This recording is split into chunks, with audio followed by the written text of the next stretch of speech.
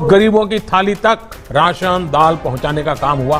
Ration के साथ साथ उन्हें गैस सिलेंडर भी मुफ्त दिए गए। गरीब बुजुर्ग माताओं बहनों और दिव्यांग साथियों के लिए 1000 रुपए की सहायता भी सीधे उनके खातों में भेजी। नमस्कार दोस्तों, स्वागत करते हैं आपका एक बार फिर बिंदास खबरें में, जहां पर हम लेकर आते हैं देश और दुनिया की ताजा और काम की खबरें। तो दोस्तों बिना देरी किए शुरू करते हैं खबरों का सिलसिला। इसी के साथ आज की पहली बड़ी खबर की पीएम मोदी ने कही बड़ी बात, दुनिया भर को खाना मुहैया कराने के लिए भारत है तैयार, WTO की अनुमति का है इंतजार। आपको बता दें कि प्रधानमंत्री नरेंद्र मोदी ने मंगलवार को कहा कि उन्होंने अमेरिकी राष्ट्रपति जो बाइडेन के साथ जो अपनी बातचीत की, उस दौरान विश्व व्यापार संगठन यानी कि WTO की अनुमति मिलने पर दुनिया को भारत के खाद्य भंडार की आपूर्ति करने की पेशकश की है। आपको बता दें कि जब जो बाइडेन के साथ प्रधानमंत्री नरेंद्र मोदी की बातचीत हो रही थी तो उन्होंने इस खाद्य भंडार के खाली होने का मुद्दा उठाया। तो इन्होंने सुझाव दिया कि अगर विश्व व्यापार संगठन अनुमति देता है तो भारत कल से ही दुनिया को खाद्य भंडार की आपूर्ति करने के लिए तैयार है। और इन सभी के साथ अगली बड़ी खबर की कोरोना के नए वेरिएंट XE ने बढ़ा दी है चिंता,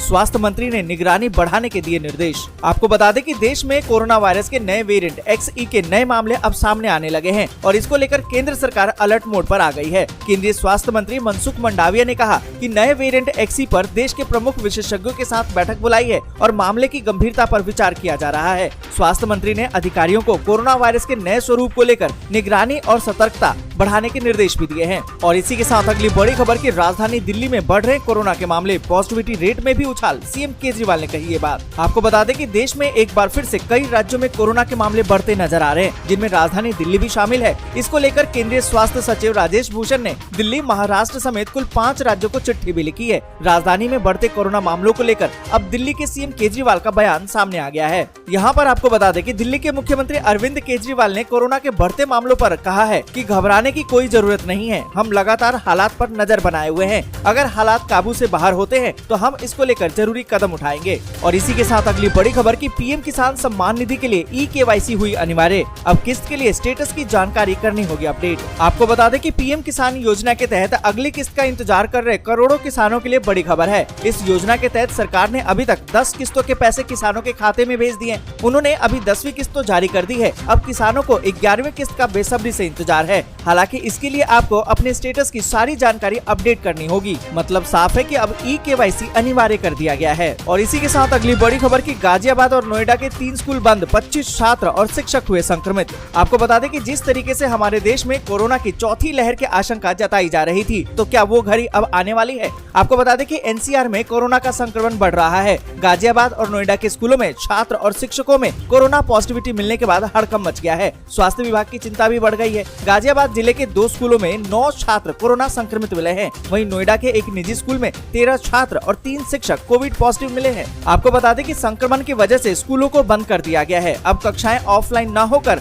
ऑनलाइन चलेंगी। और इसी के साथ अगली बड़ी खबर की भगवंत मान पंजाब में जल्द करेंगे फ्री बिजली योजना का ऐलान, केजरीवाल से हुई है उनकी मुलाकात। आपको बता दें कि आम आदमी पार्टी के नेता और पंजाब के मुख्यमंत्री भगवंत मान ने राष्ट्रपति रामनाथ कोविंद और उपराष्ट्रपति वेंकैया नायडू से मुलाकात की। इसके बाद आप संयोजक और दिल्ली के सीएम अरविंद केजरीवाल से मुलाकात करके मुफ्त बिजली योजना पर उन्होंने चर्चा की। सूत्रों के मुताबिक पंजाब में जल्दी ही केजरीवाल की पहली गारंटी 300 यूनिट मुफ्त बिजली का ऐलान हो सकता है। आम आदमी पार्टी की तरफ से पंजाब में 300 यूनिट बिजली फ्री करने के लिए मिशन मोड में तैयारी चल रही है। और इसी के साथ अगली बड़ी खबर की भारत में अब ऑनलाइन गेम खेलना नहीं होगा आसान, खेलने से पहले यूजर्स को करवाना होगा KYC। आपको बता दें कि देश में बच्चों और युवाओं में बढ़ते ऑनलाइन गेमिंग की क्रेज और इसमें दांव पर लगने वाली भारी रकम को ध्यान में रखते हुए केंद्र सरकार अब सतर्क हो गई है। सरकार को इस बात का डर सता रहा है कि ऑनलाइन गेमिंग का इस्तेमाल करके काले धन को सफेद किया जा सकता है। साथ ही गेमिंग के जरिए कमाई जाने वाली राशि का इस्तेमाल गैर कानूनी गतिविधियों को अंजाम देने के लिए भी हो सकता है।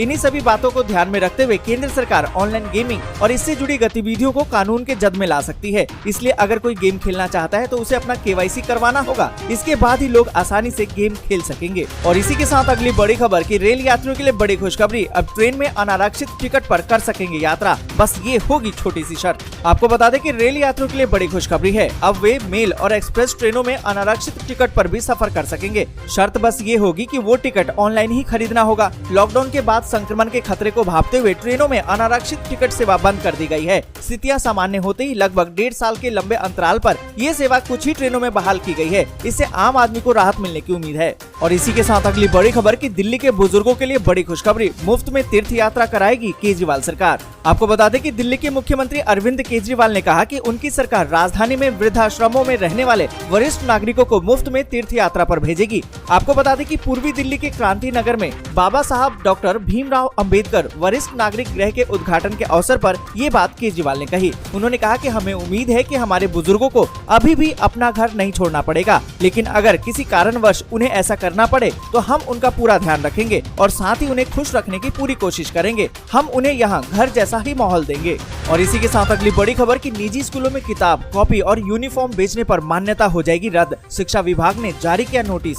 आपको बता दें कि उत्तर प्रदेश में निजी स्कूलों में किताब, कॉपी और यूनिफॉर्म बेचने वाले प्रबंधकों पर शिक्षा विभाग ने सख्त कार्रवाई के आदेश जारी कर दिए हैं। विभाग के मुताबिक अभिभावकों से मनमानी तरीके से पैसा वसूलने पर उनकी मान्यता रद्द कर दी जाएगी। इस बारे में शिक्षा विभाग ने सभी जिलाधिकारियों को नोटिस भी जारी कर दिया है। शिक्षा विभाग ने अभिभावकों की सुविधा को देखते हुए ये कदम उठाया है। और इसी के साथ अगली बड़ी खबर कि 400 रुपए किलो तक पहुंच चुके हैं नींबू के भाव। अभी और भी बढ़ेंगे, बारिश के बाद ही मिलेगी राहत। आपको बता दें कि खाने पीने में खटास के लिए इस्तेमाल होने वाले नींबू को अब घर लाना आम आदमी के लिए बहुत महंगा हो गया है। देश भर में एक नींबू की कीमत 15 से 20 रुपए हो चुकी है। वहीं 1 किलो नींबू की बात करें तो दाम 300 से लेकर 400 रुपए प्रति किलो तक पहुंच गए हैं। एक महीने पहले ये 70 से 80 रुपए थी, यानी कि दाम करीबन 6 गुना बढ़ चुके हैं। यहाँ पर आपको बता दें कि नींबू के भाव बढ़ने के पीछे का कारण मेन पेट्रोल और डीजल को बताया जा रहा है। साथ ही आपको बता दें कि बेमौसम बारिश से फसल खराब हुई, ये कारण भी हो सकता है। नवरात्र और रमजान में इसकी खपत ज्यादा हुई है, इस कारण से भी इसके रेट बढ़ गए हैं। और इसी के साथ अगली बड़ी खबर की पीएम मोदी की बधाई पर शहबाज शरीफ ने दिया धन्यवाद। कश्मीर मुद्दे को लेकर कही ये बात।